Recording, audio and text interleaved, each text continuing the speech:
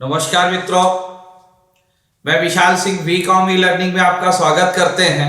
आज हम company act 2013 section 46 के अंतर्गत share certificate prima face evidence के रूप में भी आप इसे उपयोग कर सकते हैं। नेक्स्ट वीडियो मेरा प्राइमा फेस एविडेंस पर होगा।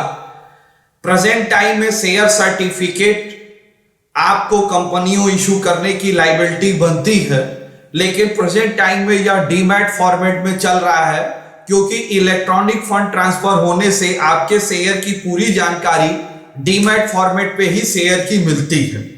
लेकिन शेयर सर्टिफिकेट कंपनी को इशू करना एक लायबिलिटी बनती है, जिस पर उन पे क्या क्या चीजें लिखी रहती हैं। कॉमन सील, कंपनी अपने कॉमन सील के मोहर लगाती है। शेयर होल्डर का नाम लिखती है, अगर ज्वाइंट है तो।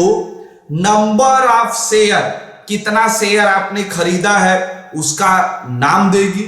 जिस कंपनी ने अपने शेयर को इशू किया है, company name and address and total email ID तक डिटेल दी जाती है। Share certificate membership ownership of the company, share certificate in bylaws of the member in the company. यदि आपके पास शेयर सर्टिफिकेट मिला आपके नाम से, तो आप कंपनी के मेंबर और ओनरशिप सर्टिफिकेट के रूप में माना जाता है। Next, document of the share certificate पर कुछ लायबिलिटीज बनती हैं। क्या क्या है? फर्स्ट लायबिलिटी कॉमन सील, मैंने बताया। सेकेंड, 2 डायरेक्टर सिग्नेचर इन दी सर्टिफिकेट। फर्स्ट डायरेक्टर भी हो सकता है, दूसरा कंपनी का सीएस भी सिग्नेचर कर सकता है। Member in fully paid of the amount, share certificate आपको तभी इशू होगा जब आप फुल अमाउंट पेड किए रहेंगे। Entry of the share certificate in the company name and address. Next, 1 more than certificate, यदि कंपनी एक से अधिक सर्टिफिकेट आप लेना चाहते हैं तो आपको 1 सर्टिफिकेट कंपनी लायबिलिटीज है, 1 to more एक से अधिक आपको मिलेगी तो कंपनी उस पर आपसे कुछ चार्ज ले सकती है, वो आपको देना पड़ेगा।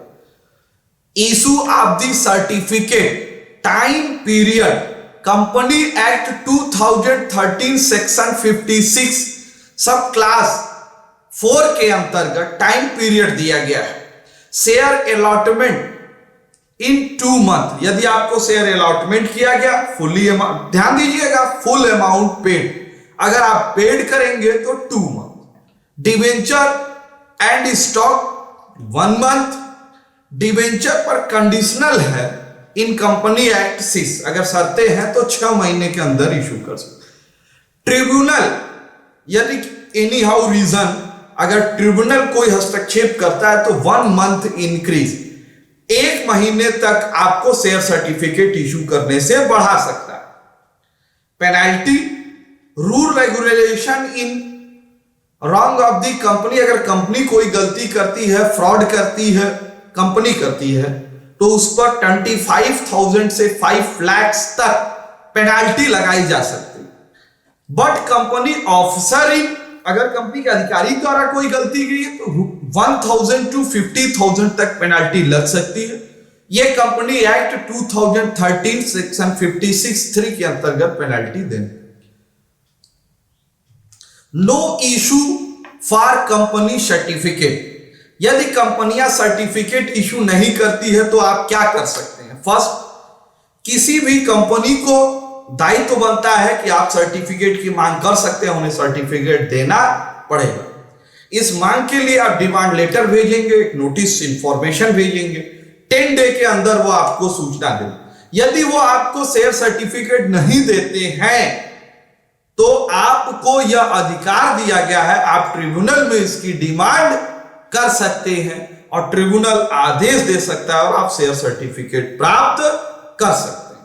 इस संबंध में Trishala Jain versus Oswal agro mills limited का एक केस है, जो कंपनी एक्ट 2013 सेक्शन 58(4) के अंतर्गत सर्टिफिकेट देना अनिवार्य माना जाता है।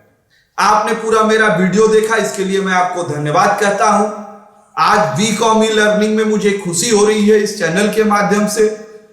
आप लोगों की मांग के अनुसार कुछ लोगों ने कमेंट दिया था, मांग भी की थी, फोन भी किए। उन्होंने कहा कि सर कंप्यूटर संबंधी अकाउंट और टैली का भी दीजिए, जिससे हम लोग घर बैठे पढ़ सके, इस ऑनलाइन का उपयोग कर सके।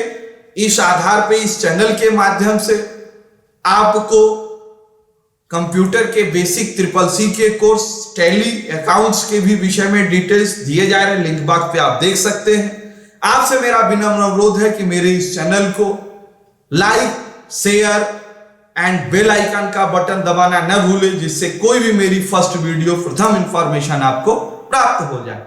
धन्यवाद।